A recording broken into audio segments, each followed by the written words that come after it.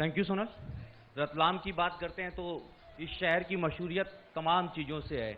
यहाँ का नमकीन, यहाँ की ज्वेलरी, यहाँ की साड़ियाँ, यानी मिजाज मिला जुला है, लेकिन नमकीन मिजाज कुछ ज़्यादा है। तो चलिए मेहमानों से जो है हम परिचय कराते हैं। हमारे साथ में चेतन कश्यप जी हैं, विधायक वर्तमान में रतलाम के। पारस सखलेजा जी हैं, साथ में पूर्व विधायक। भगत भदौरिया जी हैं हमारे साथ में, और साथ में हमारे हैं हर्ष गहलोत जी, कांग्रेस विधायक। हम तमाम मेहमानों का यहाँ स्वागत करते हैं, और चूंकि सभी की समय की बाध्यता रहती है तो सिलसिला सवालों से शुरू किया ही जाता है। सर, रतलाम की हम बात करते हैं, शहर की तरफ थोड़ा सा बढ़ते हैं तो एक स्लोगन बड़ा याद आता है सर, 4 साल बनाम 40 साल। आपके 4 साल के कार्यकाल को आपने कहा कि जो 40 साल में नहीं हुआ, एक समय आपने एक स्लोगन दिया था कि वो 4 साल में कर दिया।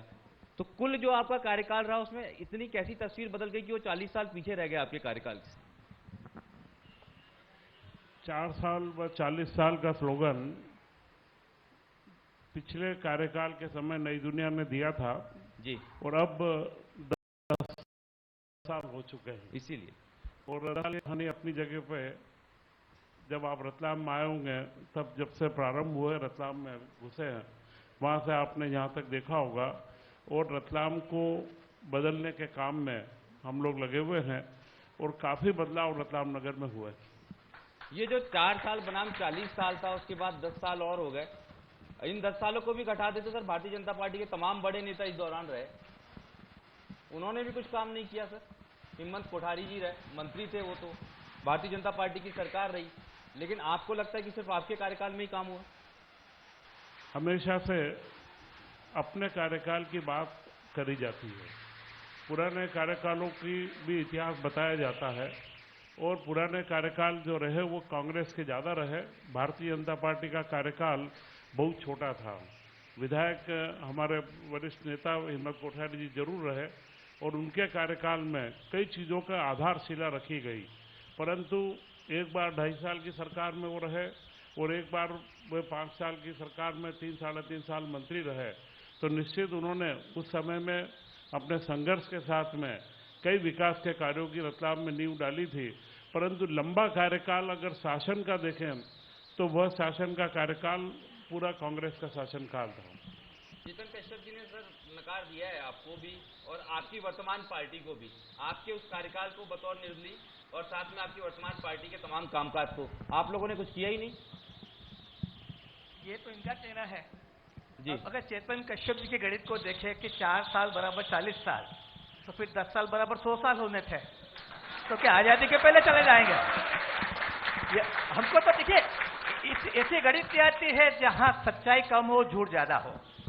ये आपने पूछा था कि रतलाम में क्या बदला, इन्होंने 10 साल में क्या किया, तो ये बता दें क्या काम किया इन्होंने जो वादे किए थे, रोज पानी देंगे, 20,000 झुग्गी है उन झुग्गियों को हटाएंगे, रतलाम का औद्योगिकरण करेंगे, रतलाम के अंदर हवाई अड्डा लाएंगे।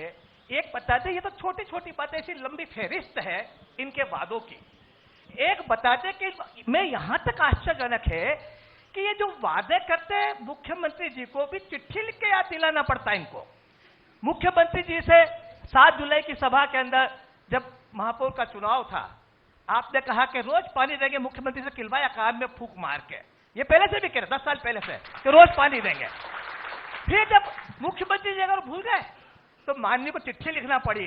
अपने मुख्यमंत्री को अगर किसी विधायक को चिट्ठी लिखकर याद दिलाना पड़े, मैं सोचता हूं लोकतंत्र के लिए इससे बुरी और शर्मनाक बात कोई हो नहीं सकती। और एक नहीं 2-2 चिट्ठी लिखना पड़े, इनको यह कहना पड़े चिट्ठी लिखी कि आपने अविभाजित प्लाट की रजिस्ट्री निर्माण की अनुमति देने का वादा किया था, माननीय मुख्यमंत्री जी आप भूल गए, आप उसे पूरा करो। और दुख इस बात का है कि 2 बार चिट्ठी लिखने के बाद भी मुख्यमंत्री ने पलट के इनको जवाब तक नहीं दिया। पर पारस जी, सवाल ये है कि आप इनके कार्यकाल की बात कर रहे हैं, आप अपने कांग्रेस के कार्यकाल की बात करें, बिल्कुल करें। अपने कार्यकाल में हमने क्या क्या काम नहीं किए बताइए। हमने अपने कार्यकाल के अंदर जितने भी यहाँ पे विकास के प्रोजेक्ट हैं, जैसे कि मेडिकल कॉलेज से शुरू करें, पीपीपी मॉडल में माननीय हिम्मत जी ने मेडिकल कॉलेज की स्वीकृति करवाई। हमने सारा सर्वे करके माननीय मुख्यमंत्री शिवराज सिंह जी को बताया कि PPP model is not viable और देश में कहीं भी पीपीपी मॉडल में मेडिकल कॉलेज नहीं बनता। हमने लड़ झगड़ के उस पीपीपी मेडिकल कॉलेज को गवर्नमेंट कॉलेज के अंदर कन्वर्ट करवाया। हमने फूड पार्क बनवाया। जब यहाँ पे समिट हुई, उस समिट में हम गए इंदौर के अंदर और हमने वहां मुख्यमंत्री से लड़के रतलाम के अंदर नमकीन और फूड पार्क बनाने की घोषणा की। इस समिट में आपने क्या दिलवाया? हम चेतन जी से पूछना चाहते हैं, इस समिट में आपने क्या दिलवाया रतलाम को? बताते थे रतलाम को कुछ दिलाया होता तो जवाब भी लेंगे। इसके बाद हम बताएं। हमने जितने भी हमने आदिवासी बनाए, हमने सड़कें बनाई, 4 लेन हमारे जमाने में चालू हुई। हमने क्या क्या काम किए आप बताइए? सारे काम किए। और हम तो जब महापौर थे जब से काम किए हमने, आज से थोड़ी काम कर रहे हैं। हम महापौर के बाद काम कर रहे हैं, जब से काम कर रहे हैं। ये तो आपने जो कार्यकाल गिनाया, अपनी उपलब्धियां गिनाई, उसका जवाब हम लेंगे निश्चित रूप से चेतन जी से। लेकिन सर अब थोड़ा सा हकीकत की तरफ आते हैं। जब आप रतलाम में आते हैं, अतिक्रमण जा रहा है, किस जो है यहाँ का वो बहुत अच्छा व्यापार कर रहा है, रतलाम का नाम रोशन हो रहा है, इन्वेस्टमेंट्स आ रही है, कैपिटलाइज हो रही है चीजें, लेकिन अतिक्रमण नहीं हटा पा रहे हैं आप। नालों पे अतिक्रमण, अमृत तालाब की हालत आप देख रहे हैं, ये कैसे कार्य कर रहा है नगर निगम आपका? आप मौके पे जाके हकीकत देखिए। अमृत सागर जहां का आप बता रहे हैं अतिक्रमण का, वहां पे 25 करोड़ की लागत से सौंदर्यीकरण का कार्य चल रहा है और वहां पर जो ट्रेंच के इधर गुमटियां थी वो जो कि अस्थायी थी वो हट गई है और सारा सौंदर्यीकरण का कार्य चल रहा है। और आप जैसे कि अभी आपने अतिक्रमण के लिए बोला, पावर हाउस रोड पे जैसे छोटी जो भी ऐसे ठेले या जो भी लगे रहते थे, वहां 4 लेन का निर्माण हो गया है, पार्थवे बन गया है। आप न्यू रोड पे देख लीजिए, आप अपने एसबीआई बैंक के पास देख लीजिए, ऐसा जहां पर कि चौड़ी चौड़ी रोडें और 4 लेन और पार्थवे का निर्माण है। अतिक्रमण जैसी बात है तो अभी जैसे कि बाजार की बात आती थी, वहां पर भी सभी जगह बाजार के अंदर, चाहे वो घास बाजार का हो, चाहे अपने चौमुखी पुल तक का हो, वहां पर भी सभी 4 लेन या 2 लेन का निर्माण हो चुका है। अब जो छोटे जो दुकानदार रहते हैं, जो कि डेली खाते कमाते हैं, वो अपना ठेला लेके आते हैं, पर उनके भी पेट और उनका घर परिवार भी देखना पड़ता है, तो इसलिए उसको अतिक्रमण की श्रेणी में ना गिना जाए। सर बिल्कुल अच्छी बात है, जो गरीब है, जो ठेला चलाते हैं उनका देखिए, लेकिन ये जो अतिक्रमण हुआ है ना सर, जो बड़े नालों पे, वो बड़ी बड़ी बिल्डिंगें तनी है उसके बगल में। पारस जी, हकीकत यही है कि कुछ और है? बिल्कुल हकीकत एकदम, ये हकीकत है ना। चलिए हर्ष जी के पास वापस आऊंगा सर। सर थोड़ा आपके क्षेत्र में भी चला जाए। आप मुस्कुराते बड़े धीरे धीरे हैं, बड़ी गंभीरता से हैं। विकास कितनी गंभीरता से हुआ सर आपके क्षेत्र का? भाजपा द्वारा नहीं, आपके क्षेत्र का, आपके द्वारा। देखिए, विकास तो बहुत कुछ हमारे क्षेत्र में हुआ। मेरे पूज्य पिताजी पिछले सन 67 से 7 बार वहाँ के विधायक रहे और हमारा क्षेत्र ऐसा आदिवासी क्षेत्र था जो बहुत ही पिछड़ा हुआ, बेहद गरीब और इस प्रकार का क्षेत्र था। उन्होंने जब आज से 56 साल पहले जब वो विधायक बने और उस वक्त से उस क्षेत्र का बहुत विकास हुआ। जो बुनियादी आवश्यकताएं होती हैं, पानी, बिजली और सड़क, और हमारे आदिवासी क्षेत्र में पूरी तरह इन तीनों चीजों का विकास हुआ है उनके जमाने में। आज भारतीय जनता पार्टी की सरकार है और हमारे साथ जो इस सरकार में भेदभाव हो रहा है, जो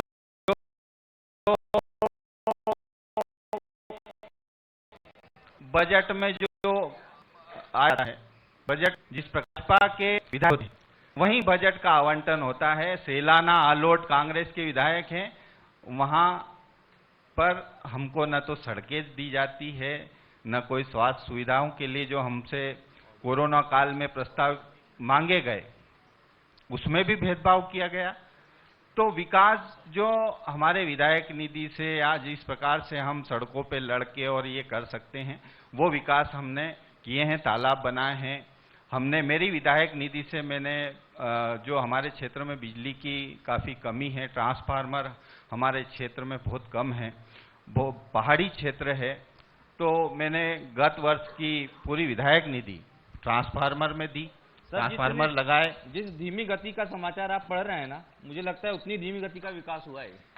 उसका कारण ये है, वो देखिए भैया, आज विकास की बात हो रही है। पीछे से आवाज आ रही है बहुत सारी, यहाँ पर माइक से भी मैं आपको सुनवा दूंगा जब पीछे जाएंगे। एक फैक्ट्री खुली आपके क्षेत्र में सर? रतलाम को पानी हमारे यहाँ के डैम से आ रहा है। रतलाम ये भारतीय जनता पार्टी का यहाँ पर लगातार वर्चस्व रहा है, लेकिन जो ढोलावर डैम मेरे पूज्य पिताजी ने बनाया, आज रतलाम उससे पानी पी रहा है। नहीं तो रतलाम आज पूरा पलायन के लिए मजबूर होता है। यहाँ ट्रेनों से पानी आता अगर ढोलावर नहीं होता। चेतन जी, पानी आप कांग्रेस विधायक का पी रहे हैं, वो भी आपकी सत्ता में, आपके समय में।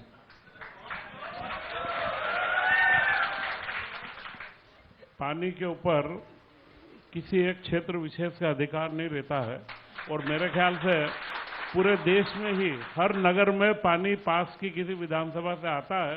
परंतु वो पानी के साथ में मैं आपको बता दूं कि जब ढोलावड़ का डैम पहला बना था तब उसमें 3,500 हेक्टेयर की सिंचाई हो पा रही थी।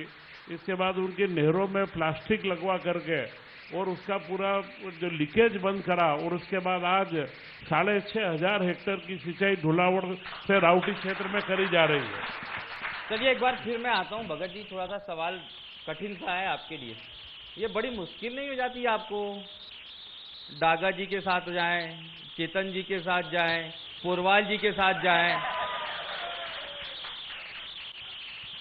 जैसा कि भारतीय जनता पार्टी का मैं कार्यकर्ता हूं और भारतीय जनता पार्टी का सिपाही हूं, हमारे शहर के अंदर हमारे जो भी वर्ग हैं वो सभी सर्वप्रथम विकास प्रथम लक्ष्य है जी।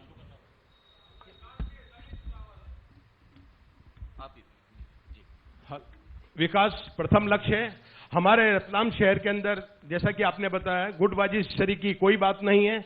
आप निरंतर रतलाम शहर का रिजल्ट देखते आ रहे हैं, और संभाग में अगर ऐसी रतलाम में गुटबाजी होती तो हमारे विधायक जी, रतलाम शहर के विकासशील विधायक जी, जो कि 42,000 वोटों से नहीं जीतते। पारस जी, एक आरोप पत्र आप प्रदेश का बना रहे हैं, यहाँ इतने सारे विकास हुए हैं, आपके पास आरोप लगाने के लिए कुछ बचेगा यहाँ पे? यहाँ ये विकास सिर्फ बातों में और कार्यों में है। मैं तो कई बार बोलता हूं कि हमारे माननीय विधायक जी झूठ बोलने की एटीएम है। तो बोलते क्या है, निकलता क्या है, पता ही नहीं चलता हो क्या बोलते हैं। ये बोलते कि झील लेवर आ रही है, 10,000 को रोजगार मिल रहा है और 6 महीने में 3 महीने में चालू हो जाएगी। इन्होंने नगर निगम के चुनाव में इन्होंने कहा ये बता दे वो कंपनी कहाँ है। हम एक बात का जवाब देने को तैयार हूँ, ये बता दे कि कंपनी कहाँ है, झील लेवर कौन सा उद्योग लाए, ये बता दे कि गोल्ड पार्क बना, कौन सा गोल्ड पार्क बना।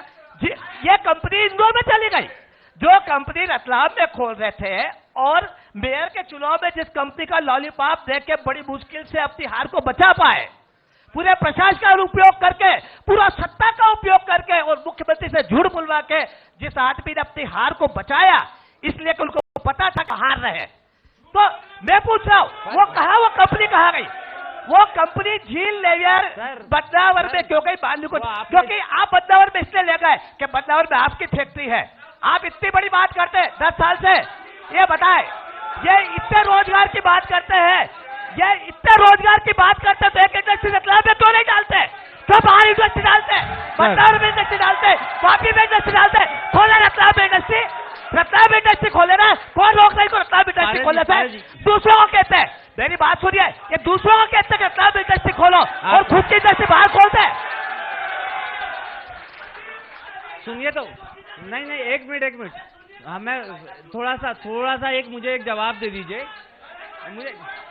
मैं सुन रहा हूँ, पूछ रहा हूँ, मुझे ये बताइए, ये आप एक तो 42,000 के अंतर को छोटा बता रहे हैं, 42,000 का अंतर छोटा होता है क्या? दूसरी बात, आप ये बताइए, जो कांग्रेस के पुराने चुनाव हारे और चेतन जी जीते, आपकी उसमें भूमिका जितवाने में थी कि हरवाने में थी? देखिए, आप मेरी बात सुनो, पहले तो मैं आपको बता दूं कि माननीय विधायक जी अभी बीजेपी में, पहले ये भी कांग्रेस में ही थे 20 साल से, और आपातकाल की प्रशंसा में ये बड़ा गीत लिख चुके थे, मेरे पास वो गीत की प्रति है। अभी तो ऐसा ही क्यों पलटा? ये राइट का पलटा, व्यापार के कारण पलटा, तो भगवान जानता और ये जानता है। ये बता दें। चेतन जी ऐसा है पारस जी, आप शायद भूल रहे हैं, आपको पूर्व विधायक लगाने का या आपकी विधायकी खत्म होने का आदेश किसने दिया? और सुनिए ना, मैंने आपके बीच में नहीं बोला है। और उस आदेश का आधार जो इंदौर हाई कोर्ट का था, वह आधार था कि असत्य भाषण करना ये इनकी प्रवृत्ति का भाग है।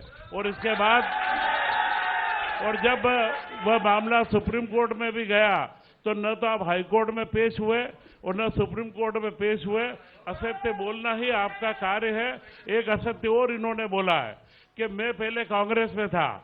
ये बता दें, मैं किस दिन कांग्रेस पार्टी में रहा, रतलाम की जनता जानती है कि मैं कभी किसी राजनीतिक दल में नहीं था। मैंने सर्वप्रथम 2004 में भारतीय जनता पार्टी को ज्वाइन करा है। ये पारस जी, शायद इसी कारण कांग्रेस ने आपको आरोप प्रत्यारोप समिति की जिम्मेदारी दी है। देखिए, मुझे देखिए, आरोप पत्र पूरे प्रदेश को लेकर बनाना है। और ये सरकार, जो शिवराज जी की सरकार किसकी बात आप कर रहे हैं, और जहां मंत्री बनने के बड़े लालायत थे, जब इनको मंत्री बनाया तो 50 गाड़ी लेके अपने समर्थकों को भेजा, मुझे मंत्री बनाओ। तो ये समझ में नहीं आया कि इनको मंत्री क्यों नहीं बनाया। तो ये जो बात है, मनोहर भैया आप भी गए थे, गाड़ी लेके, आप भी गए थे, हाँ गाड़ी लेके। तो मेरा बहुत सामान्य सा प्रश्न है कि अगर मैं ये सिद्ध कर दूं कि कांग्रेस में थे, तो बताइए मुझे क्या कहेंगे। चलिए, ये चैलेंज को जो है हम एक्सेप्ट करते हैं, क्योंकि बहुत सारे विषय मैं भी चैलेंज एक्सेप्ट करता हूं, मंत्री, मैं भी इनका चैलेंज एक्सेप्ट करता हूं। ठीक है, एक बड़ा मंत्री वाला सवाल है सर। खूब सुना था, तैयारियां हो गई थी, महफिल जम गई थी, और वो जो टीस है वो आपकी लगातार बनी रही। यहां तक कि उसके बाद में कई सारे दिग्गज नेताओं को लेकर आपकी नाराजगी भी खुले मन से नजर आई। आपने कई लोगों के अस्तित्व पे सवाल उठा दिए, कईयों का कैरियर ही खराब कर दिया कि उनको लगा। लेकिन अब वापस से जब 2023 के मुहाने पे खड़े हैं, आपको लगता है कि कहीं ना कहीं आपकी जो टीस है वो रतलाम की जनता की भी होगी, या मंत्री नहीं बनाया गया? मंत्री बनाना किसी भी मुख्यमंत्री का अपना विवेकाधीन अधिकार है। और जहां तक सवाल है कि टीवी के अंदर लगातार कई नाम आए थे, ऐसा नहीं कि मेरा ही एक नाम था, ऐसे प्रदेश में कई नाम थे। और जो आपने कहा कि कई मंत्रियों के सामने या कई जगह पर किसी नेताओं के पास में मैंने कोई चर्चा की, तो जहां मेरा सवाल है मंत्री बनना है नहीं बनना, मेरा कभी उद्देश्य नहीं रहा है। मैं सिर्फ सेवा करने के लिए राजनीति में हूं।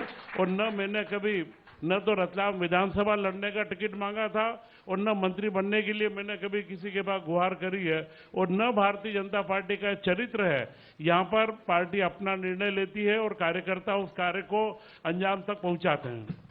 हर्ष भाई, आंकड़ों में थोड़ा सा मैं कमजोर हूं, मतलब मुझे बहुत पता नहीं होता, इसलिए आप ही से पूछ लेता हूं।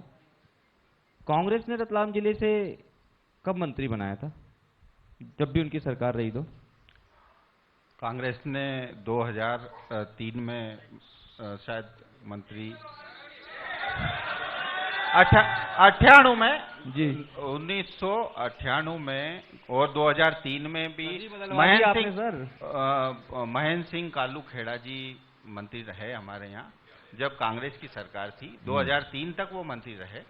मोतीलाल जी दवे भी यहाँ पे मंत्री रहे हैं। अब मैं ये पूछ रहा था, दूसरा एक बड़ा सवाल आपको कि रतलाम की बात आती है, इस पूरे डिवीजन की भी बात आती है, उज्जैन से लेकर रतलाम तक पहुंचते हैं, आपकी विधानसभा को क्रॉस करते हैं, जब भी नाराजगी आप लोग मैनेज कैसे करोगे आप कि माइनॉरिटी का वोट कांग्रेस को मिलता है, लेकिन माइनॉरिटी के किसी व्यक्ति को कांग्रेस टिकट नहीं देती आपके क्षेत्र में? 2013 के चुनाव में इस रतलाम जिले में यूसुफ कड़पा जी को कांग्रेस ने जावरा से उम्मीदवार बनाया था। और उसके पहले भी यहाँ रतलाम सिटी में 1984 में खुर्शीद अनवर जी उम्मीदवार बने थे। अकबर अली आरिफ यहाँ पे विधायक रहे हैं। 18 में शायद कोई को टिकट नहीं दिया, लेकिन 13 में यूसुफ कड़पा। चलिए, धन संकट में नहीं डालूंगा, क्योंकि 18 और 18 के बाद 23 की भी बात होगी। सर, वापस आपके पास आते हैं। एक बड़ी बात होती है यहाँ पर कि चेतन कश्यप जी का ने आर्थिक विकास बहुत किया है, लेकिन स्वयं का किया है। फैक्ट्री रतलाम में नहीं लगाई, दूसरी जगह जाकर लगा दी। बाकी जो विकास और इन्वेस्टमेंट है आपके, वो दूसरी जगह होते हैं। ये रतलाम के लोगों से आपकी कोई नाराजगी है क्या कि यहाँ के लोगों के रोजगार के लिए आप प्रयास नहीं करते? मैंने जब सर्वप्रथम उद्योग लगाया तब उस समय प्रदेश के अंदर रतलाम का उससे कोई बहुत विषय नहीं था। जब मेरा पहला उद्योग बदनावर में लगाया, रतलाम के पास में ही है, और वह कैटेगरी सी के अंदर उद्योग के लिए चयनित किया हुआ जिला था, जहाँ पे मध्य प्रदेश सरकार चाहती थी कि ज़्यादा उद्योग लगे। और उस समय इसलिए रतलाम के जनता से मेरा कभी कोई इस तरीके का कि मुझे यहाँ उद्योग नहीं लगाना। सर्वप्रथम मैंने जो कार्य प्रारंभ करे, मेरा जब किचन किंग के नाम से चूल्हे का काम था, वो गैस स्टोव जो हम बनाते थे वो रतलाम नगर में बनाते थे। तो जहाँ पर जैसी उपयुक्तता होती है, उद्योग उसी जगह के ऊपर चयन करके लगाए जाते हैं जहाँ से उपयुक्तता होती है कार्य करने में। अभी मतलब रतलाम में उपयुक्तता नहीं लग रही सर आपको किसी भी क्षेत्र में? मैंने जब उद्योग लगाया था वह समय काल आज से 35 साल पुराना है। आज का रतलाम बहुत बदला हुआ रतलाम है, और अब मैं उद्योग छोड़ चुका हूं, परंतु मेरी प्राथमिकता रहेगी, अगर कोई भी अवसर अगर मेरे बच्चे उद्योग लगाएंगे तो मैं कहूंगा कि वो रतलाम में उद्योग लगाए। चलिए बिल्कुल, सेशन के आखिर में कुछ जनता को मौका दे देते हैं सर, कुछ सवाल ले लेते हैं इस बीच में। पीछे से काफी आवाजें आ रही थी, कुछ महत्वपूर्ण सवाल और बड़ी शालीनता के साथ पूछे जाएं, आक्रोश में ना पूछे जाएं। ऐसे कुछ महत्वपूर्ण सवाल अगर किसी के हों तो हाथ उठाएं, हमारा जो माइक है वहां पहुंचेगा। ये लीजिए भाई साहब, आपके बाईं तरफ। मेरा पारस जी सकलेचा से प्रश्न है कि वे अपने कार्यकाल की उपलब्धियां बता दें ताकि जो है जनता को उनसे अवगत हो सके। जी देखिए, मेरा कार्यकाल महापौर के जमाने से रहा। पानी की 3 टंकियां बनी, उसके बाद जब धोलावाड़ की पहली टंकी बनी थी उसके बाद में 3 मूर्तियां लगी जो आज आप देख रहे हैं शहर में, उसके बाद 1 मूर्ति नहीं लगी। हमने नियमित पानी देने की जो बात थी उस समय की स्थिति को देखते हुए एक दिन छोड़कर एक दिन पानी दिया, व्यवस्था ठीक रहे। हमने स्टेशन रोड की सड़क जो आज देखते हैं सेंट्रल डिवाइडेड बन के, हमने 2000 में कल्पना की थी कि हमारी सड़कें सेंट्रल डिवाइडेड वाली होनी चाहिए, और 2000 के अंदर सड़क बनी। आज भी सड़क वो चमक रही है, आज भी सड़क चलक रही है। उसके बाद हम विधायक काल में आए, अगर आप अनुमति दे तो हमने विधायक काल में क्या क्या काम। ये जो आपका बाईपास है बंजली सजावता है, ये बाईपास हमारे जमाने में स्वीकृत हुआ।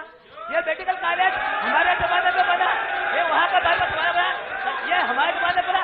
ये पारस जी, ये नहीं, ये हाँ बता दे, ये और आपको बता दें पारस जी, क्या क्या नहीं बनाया हमने, पारस जी, हमने क्या क्या नहीं बनाया, आप बता दें एक चीज को, हमने क्या क्या नहीं बनाया पारस जी, बता दें। पारस जी, ये आरटीओ का कार्यालय हमारे जमाने में स्वीकृत हुआ, ये पुलिस का कार्यालय हमारे जमाने में स्वीकृत हुआ, ये दीनदयाल नगर का थाना हमारे जमाने में स्वीकृत हुआ। हम ऐसे 50 किताब आपको दे सकते हैं। आराम से मैं आपको प्रमाण, ये एक सवाल हो गया किसी और के पास जाएंगे। जावरा रोड का ओवरब्रिज, जावरा रोड का ओवरब्रिज ये हमारे जमाने में किया, पानी देना एक दिन छोड़ के आपने चालू किया, हम दे सकते हैं। आपने चालू किया एक दिन छोड़ के, जो बोल रहा हूँ मैं उसका प्रमाण दे सकता हूँ आपको, जितना मैं बोल रहा हूँ उस सबका प्रमाण दे सकता हूँ।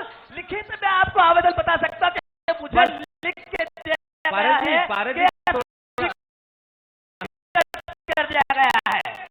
आप सर आपकी एक्टिविटी है, लेकिन आपके पहुंचना में लगता है 5 मिनट 5 मिनट में लोग पैदल पहुंच जाते हैं, पैदल पहुंच जाते। हाँ। और 4 व्हीलर से, 4 व्हीलर वाले की उपस्थिति के ऊपर है, गाड़ी कैसे चलती है, कितनी बड़ी है, वो लोगों के साथ कैसे डील करते हैं। देखिए सर वो गलियां, वो चौबारा मैंने भी देखा है। पूछोगे तो क्या हालात है। आपने अपने क्षेत्र के चारों तरफ की सड़कों के हालात भी अभी भी कीचड़ से निकलना पड़ता है, लेकिन सिर्फ आपका नहीं, भाजपा दोनों का दोष इसमें है। हालात जो सही है वो है, अच्छा, इसलिए उसको उसमें नहीं, इतनी सारी सड़कें गिना दी आपने। थोड़ा सा भगत जी मेरा एक प्रश्न है भगत जी, ये इतनी सारी सड़कें बनवा दी, फिर आपने क्या बनवाया? मैं पूछना चाहता हूं कि आपके कार्यकाल की एक भी रतलाम की 2 लेन या 4 लेन बता दीजिए। स्टेशन रोड, एक भी 2 लेन 4 लेन स्टेशन रोड, अरे स्टेशन रोड माननीय डागा जी के कार्यकाल में मैं पीडब्ल्यूडी का चेयरमैन था और उस समय डागा जी के कार्यकाल के अंदर उसका और तिमन्ना एजेंसी थी जिन्होंने की बनाया था। और एक मिनट मेरी पारस जी तैयारी करके आइए, कहिए आपको रतलाम की जनता बैठी है, आप जिधर भी कौन सी 4 लेन 2 लेन आपने बनाई है उस समय एजेंसी तिमन्ना से और उस समय पीडब्ल्यूडी चेयरमैन था। इनको लगातार झूठ बोलने की आदत है। इन्होंने एक ही मंत्र सीखा है कि एक ही बार को 100 बार झूठ बोलो तो जनता सही मानेगी। बाकी रतलाम की जनता समझदार है, वह सब इनको जानती है। सर हाँ जी, पिछले चुनाव में माननीय मुख्यमंत्री जी घोषणा करके गए थे। सवाल सुनिए, सवाल जी। मेरा सवाल है कि अभी पिछले चुनाव में माननीय मुख्यमंत्री जी घोषणा करके गए थे कि 1 जुलाई से रतलाम को प्रतिदिन पानी मिलेगा। वो 1 जुलाई कब आएगी ये पूछना चाहता हूं मैं। सर वो कहीं ऊपर वाले पानी की बात तो नहीं थी, बारिश के पानी की घोषणा तो नहीं थी कि प्रतिदिन पानी मिलेगा, क्योंकि जुलाई की बात जब मुख्यमंत्री जी के द्वारा घोषणा की गई थी उस समय रतलाम में उसके बाद में 10,000 घरों में कनेक्शन दिया गया और डोलावड़ के पानी में कमी लगी तो अभी 62 करोड़ रुपए की पूरी योजना इम्प्लीमेशन पर चालू है और बहुत जल्द हम उस योजना के ऊपर काम कर रहे हैं और वो कोई हवा में नहीं है। पूरे 62 करोड़ में अभी 2 रोज पहले ही 4 करोड़ के नए पंप आ चुके हैं और लगना प्रारंभ हुए हैं। और हमने कस्तूरबा नगर क्षेत्र में एक प्रयोग भी प्रारंभ करा था कि हम प्रतिदिन पानी दें और उस क्षेत्र में पाने के बाद जब लगी आवश्यकता रतलाम का फैलाव ज्यादा हुआ है तो 62 करोड़ की पूरी नई योजना स्वीकृत होकर आज टेंडर लग चुके हैं और बहुत जल्द अगले 15 दिनों के अंदर ही उस पूरी योजना पर नया काम प्रारंभ हो जाएगा। 2 बात का ध्यान रखिएगा, 1 जुलाई की बात हुई तो 1 जुलाई से 1 सितंबर तक के तो बारिश साथ देगी और 1 सितंबर के बाद आचार संहिता लग जाएगी, तो थोड़ा ध्यान रखिएगा, उसके पहले काम हो जाए। 2 सवाल हैं आखिरी, फटाफट लेंगे और उसके बाद में अगले सेशन की तरफ हम लोग बढ़ेंगे। जी ये माइक यहाँ सामने ले आइए। हेलो, मेरा सीधा सवाल भारतीय जनता पार्टी से है। मैं ग्रामीण अंचल से आता हूं और 18 सालों से भारतीय जनता पार्टी की सरकार है। माननीय शिवराज सिंह जी ने कहा था नल जल योजना हम घर घर पानी पहुंचा देंगे। हमारे यहाँ पे आज भी 2-2 किलोमीटर दूर से पानी लाना पड़ रहा है ग्रामीण क्षेत्र में और आदरणीय विधायक जी बैठे हैं, उनको धरने पे बैठकर हेडपंप चालू करवाना पड़ते हैं। ये स्थिति है हमारे यहाँ पे बिजली और पानी की, ये स्थिति पक्षपात की, ये हालत है भारतीय जनता पार्टी की कि अधिकारियों के सामने धरने पे बैठकर हमें आंदोलन करके हेडपंप करवाना पड़ते हैं, घर घर छोड़ दो। थोड़ा विधानसभा क्षेत्र बोल दीजिए। तेलारा विधानसभा क्षेत्र। तो सवाल आप पर भी बनता है और आप पर भी बनता है, आपकी पार्टी सत्ता में है, आप विधायक हैं ना। माननीय मुख्यमंत्री जी ने बोला था कि नल जल योजना घर घर पानी पहुंचाएंगे, विधायक जी ने नहीं बोला था। पक्षपात कर रहे हैं आप। मेरा सीधा सत्ताधारी पार्टी से सवाल है। आप सवाल का जवाब दीजिए, फिर इधर से भी लेंगे। नल जल योजना के तहत पूरे रतलाम जिले में करीब सारे गांवों में चिन्हित करके काम प्रारंभ हो चुका है और अगर इनके किसी गांव में अगर कोई समस्या विशेष है तो वह मेरा क्षेत्र भी नहीं है और न मेरे पास ये कभी आए हैं, फिर भी हम उसको दिखवाएंगे।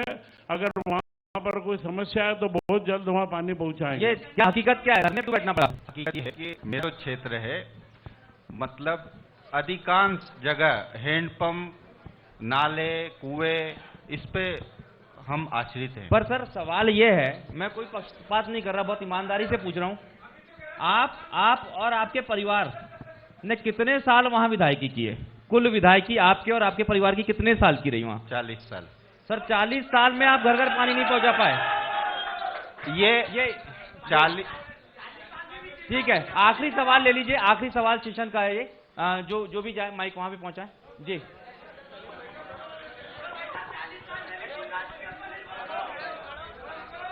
माननीय विधायक जी से मेरा प्रश्न है, रतलाम में जो सीवरेज लाइन बिछाई गई है, घर घर पे गंदा पानी पीने को मिल रहा है, जगह जगह पे सीवरेज के टावर के भरे हुए हैं, पाइपलाइन जहाँ देखो वहाँ फेल है।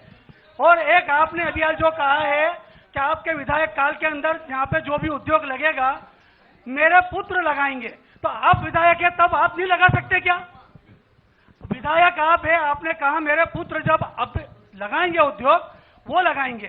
सर, और सवाल- ये सीधा सीधा सा सवाल ये है सर। एक महीने का बिल लिया जाता है पानी के लिए, 15 दिन पानी दिया जाता है, उसके अंदर 10 दिन पानी आता है और 5 दिन गंदा पानी आता है। मेरा दस्त है हमारे सब मोहल्लों के अंदर, आए दिन प्रदर्शन करती है जनता हमारे घरों पे और पार्षदों को दुखी कर रखा है। गंदा पानी पीने को मिल रहा है, सीवरेज का पानी पीने को मिल रहा है। इस समस्या का समाधान कब होगा? ये बहुत सीधा सीधा सवाल है सर।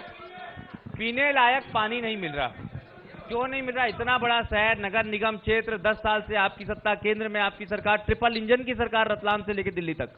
मेरे ख्याल से जितनी जगह पर पानी जा रहा है बराबर पीने लायक है। इस वर्षा काल में सीवरेज का सिस्टम पिछले 2 साल में ज़्यादा घर कनेक्ट हुए हैं, तो इस साल जो थोड़ी समस्या आ रही है उसको भी हम बहुत जल्दी सुधारने का कार्य कर रहे हैं।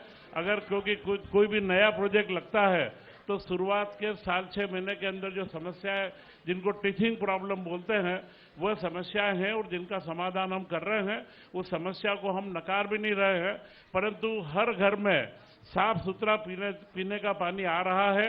किसी घर में कोई उदाहरण के अपवाद स्वरूप सकता है तो वहां पर भी हमें जानकारी मिलती है। तत्काल हमने महापौर हेल्पलाइन बना रखी है और उसके यहाँ पे 24 घंटे से लेकर 48 घंटे के अंदर अंदर वह पानी की समस्या को हम निदान करते हैं। सर, वो जो हेल्पलाइन आपने बनाई है, महापौर हेल्पलाइन, पहले महापौर के पास सवाल जाता है, फिर महापौर पूछते हैं विधायक जी से ये करना है कि नहीं, उसके बाद आगे बढ़ते हैं। चलिए छोड़ते हैं, आगे बढ़ते हैं क्योंकि अगले स्टेशन की तरफ जाना है। यहाँ पर अगले स्टेशन के लिए हम जाएंगे, लेकिन बहुत सारी समस्याएं हैं, चाहे पानी की हो, रोजगार की हो, रतलाम में जो तमाम बड़े प्रोडक्ट्स हैं उनकी ब्रांडिंग की हो, वो अभी उस स्तर पे नहीं पहुंची। समस्याएं रह गई है, सॉल्यूशन अभी बाकी है और इन समस्याओं को लेकर आगे भी चर्चा होगी हमारे कई सारे नए मेहमानों के साथ। Over to Sonal. Thank you so much Anurag ji. और अब सभी को स्मृति चिन्ह भेंट किया जाना है हमारे सहयोगियों के द्वारा। मैं आमंत्रित करना चाहूंगी हमारे उन विशेष सहयोगियों को जो कि संवाद 2023 को सफल बनाने के लिए लगातार प्रयासरत थे। हमारे माननीय अतिथि जो इस वक्त मंच पर मौजूद हैं, मैं चैतन्य कश्यप जी के अभिनंदन के लिए, आभार के लिए समृत शर्मा जी जो कि हमारे आलोट प्रतिनिधि हैं, उनको यहाँ मंच पर बुलाना चाहूंगी कि वो उनका सम्मान करें। चैतन्य कश्यप जी का सम्मान करेंगे हमारे सहयोगी। साथ ही साथ मैं नवीन टाक जी को भी यहाँ पर मंच पर आमंत्रित करना चाहूंगी। हमारे पत्रकार सहयोगी हैं हर्ष गहलोत जी को, हमारे भाई को सम्मान करेंगे, उनका अभिनंदन करेंगे, आभार प्रकट करेंगे। साथ ही साथ मैं यश शर्मा जी को यहाँ बुलाना चाहूंगी। यश शर्मा बंटी के नाम से जो जाने जाते हैं, रतलाम जिला प्रतिनिधि INS 24/7 और हरिभूमि। इसके साथ ही साथ मैं नीरज बरमेचा जी को आमंत्रित करना चाहूंगी। न्यूज 365 समाचार में सहयोग देते हैं, उनको मंच पर आमंत्रित करना चाहूंगी कि पारस सकलेचा जी का वो सम्मान करेंगे, आभार जताएंगे। नीरज बरमेचा जी, बहुत शुक्रिया सर, बहुत धन्यवाद माननीय विधायक जी कि आपने इस